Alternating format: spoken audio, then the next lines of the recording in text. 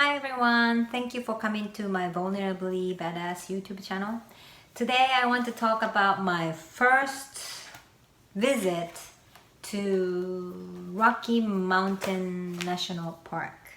So last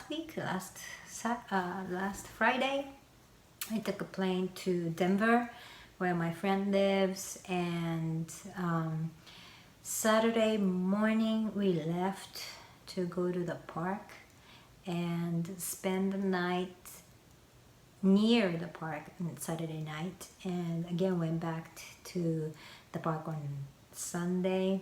So basically spent 2 days at the park and came back on Sunday, and Monday morning I took early morning flight back to DC. And it was an amazing weekend in the nature, so I wanted to share my experience and what I did. So first of all, I'm totally new.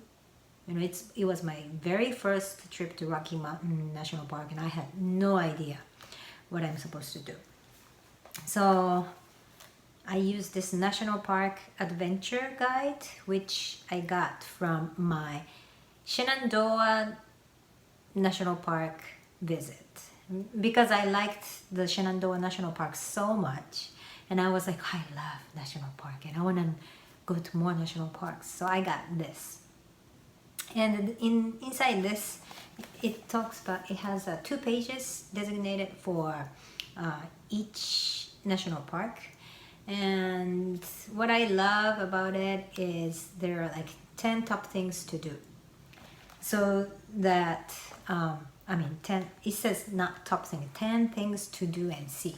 So it helps me as a novice person for exploring national park. I know what to do at least. And so first thing I asked is, I asked my friend, what I should expect, because she lives in Denver, she knows the park. So, but we found out that we needed a entry pass that was 2-hour block, and we didn't know what it was. So she got one for $2 and I got one for $2 for Saturday 11 a.m. to 1 p.m. So at that time I had a question like, what does that mean? Does that mean we're able to just stay for 2 hours, or does that mean just it's the entrance that's supposed to be just from 11 to 1? And she didn't know, and we kind of assumed that it's just a 2-hour block that we can go in. So I said, oh, okay. So that was our expectation, but when we drove up to the entrance, we were told that no, that's the time that you enter the park. Once you enter, you can stay as long as you want. So I guess that's to kind of control the traffic of entrance to the park. And we were also told after 3 p.m. you don't need that pass or permit or ticket. So I was like, oh. And then we were also told you just need one for the whole group, like in the car. So we didn't get 2. But I'm like, okay, it was just $2. So, and so, important thing, if you don't want to get the ticket, go before 9 a.m. or after 3 p.m. And then also just get one for the group. And another thing was the ticket said the area except for Bearlake area, and which I had no idea. But I learned afterwards that Bearlake area is the place to go in Rocky Mountain National Park, and we happen to have the ticket, without the access to that area. And we thought, oh, but when we come back on Sunday before 9, maybe we can go. But no, you need different pass to the area. So if you want to go to the place to go in Rocky Mountain National Park, I recommend you to get that pass to the Bear Lake area. And then that one is, if you want to go without the ticket, it has to be before 5 a.m. and like that's super early. So this time I couldn't go to the Bear Lake or other beautiful lakes, but I thought, no, I mean, like, it's a big park, so I don't have to go to that area, and maybe it means that, you know, like, maybe I should keep the area for our family trip. Maybe I should come back with my husband and my son. So it wasn't a big deal, and because I was able to do other things. So out of these 10 things, I want to tell you what I did. First, on the list, number 1, the 48-mile Trail Ridge Road scenic drive is a must. So the Rocky Mountain National Park has a really high elevation, but this Trail Ridge Road drives all the way up.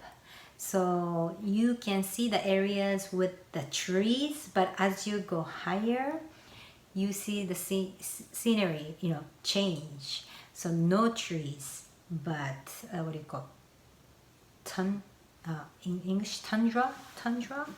In Japanese, I learned it's tsundora. I wonder how you pronounce it in Russian, but the tundra area where, you know, no trees but rock and some different kind of plants.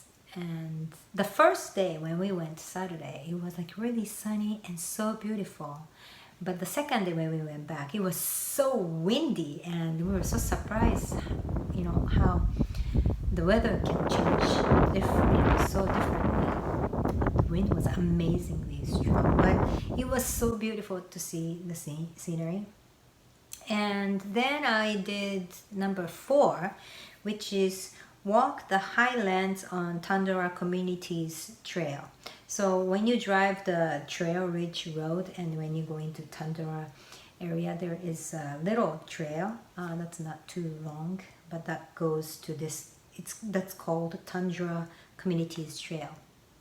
So I tried. It was windy, but I got off the car, parked the car, and then went up the trail. And yeah, it was amazing to think like how high it is, and you know, we don't even have trees here, but you know, you see the signs how there are different kind of animals that live there, and how the plants survive in that area, and especially during winter, you know, the snow falls, so you know how rocks are formed, and all this information. But you will be so amazed. You're so high, and you see all the mountains all around you, like kind of down, and it's so amazing how life exists there. So that was kind of I thought that was kind of like a power spot for me. I felt a lot of like power, or amazing power of life. And then number 6, what I did was conquer a 10,000 foot summit at Deermountain. So it was the hiking we did on Saturday. So it's a Deermountain. It's near the entrance, so it's more like on the east side, and it was written on the information that one way is 3 miles. So I thought, oh, that's not bad. And according to park ranger, when we asked, you know, she said, please think about maybe 4 hours. It depends on how fast you hike, but 4 hours before 4 hours to complete the hiking going up and down. And because we were running out of time, I asked her, you know, what time would be the last time we start climbing. And the sunset was around 7, so she recommended we should at least start climbing up at 3. So that's what we did. maybe 3:15 or something. And I was glad that I got new hiking boots, and yeah, I felt the difference because it made me stable and then not slippery, because the boots had nice grab, so there was some rocks or small rocks or sands, but I didn't slip, so it was really nice. And I think at first we went up and then walk, and in the middle you go down, so it was easy, but at the end to the real summit peak, it was like a kind of steep way going up, so your heart rate kind of went up really high, but the view was nice, and the feeling that okay, we did it was great, because I think 3 miles we did it in 90 minutes, and then we took pictures at the summit and we had fun. And I was so surprised that I saw a mom changing infant's diaper at the summit, and then like I saw 2 moms having their child in the back, and I was like, wow, it was hard for me to come up 3 miles this high, 10,000 feet, and these women did that with their infant in the back. I was like, amazing, badass women.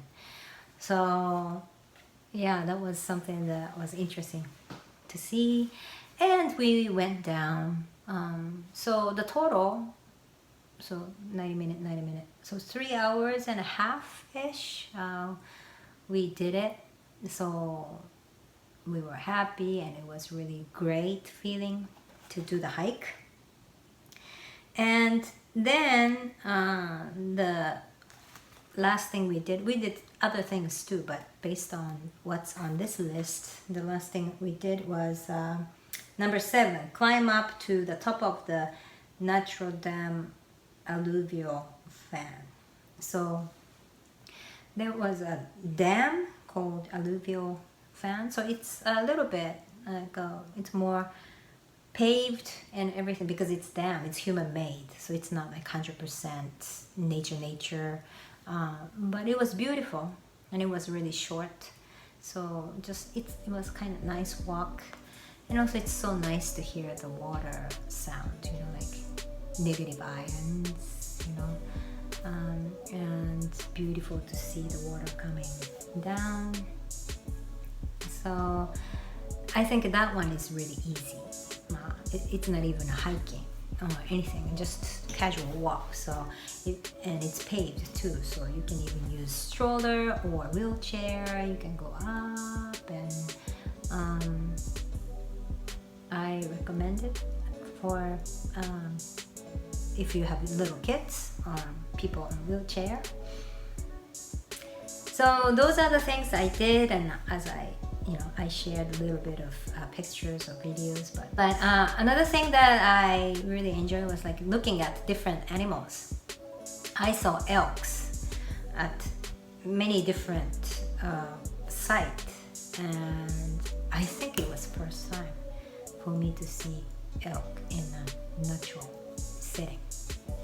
So yeah, it was amazing to feel so much life, nature, away from city, and then I was really amazed that the fact that we can drive is letting us see all this. So it's kind of ironic, but because of the technology or because of the civilization, we can really see the nature and appreciate it. So yeah, it's such a, I don't know, perspective changing experience to get away from your everyday life and go on a trip and be in the nature. So I recommend you to do it if you have time. I recommend you to make some time to do that. And at the same time, it's so nice to be back to to the usual, to be back at home and to see my family's faces.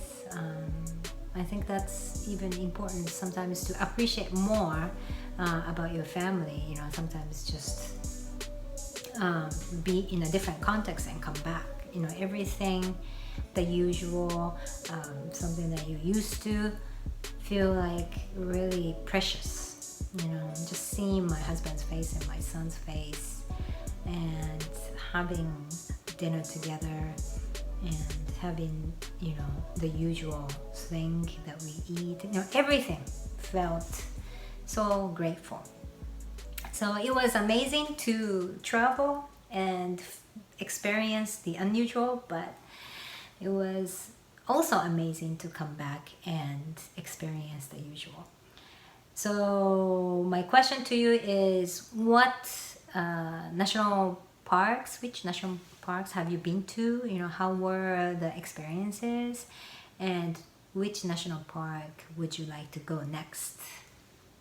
If you haven't, where would you like to go? So thank you for coming to my YouTube channel. See you next time.